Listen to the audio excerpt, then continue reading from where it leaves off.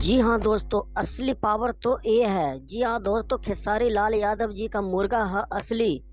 Happy new year का song आ चुका है खेसारी म्यूजिक वर्ल्ड पर और आते ही दोस्तों गर्दा गर्दा उड़ा दिया। जी हाँ दोस्तों, आपको बता देना चाहता हूँ 1 घंटे में दोस्तों 2 लाख प्लस व्यूज और लाइक का तो पूछिए मत। लाइक दोस्तों 50,000 प्लस। जी हाँ दोस्तों, आपको बता दूं कि इससे पहले भी है जो करिश्मा कक्कर और खेसारी लाल का गाने आया था जो तहलका मचा दिया था, नींबू खरबूजा भइल।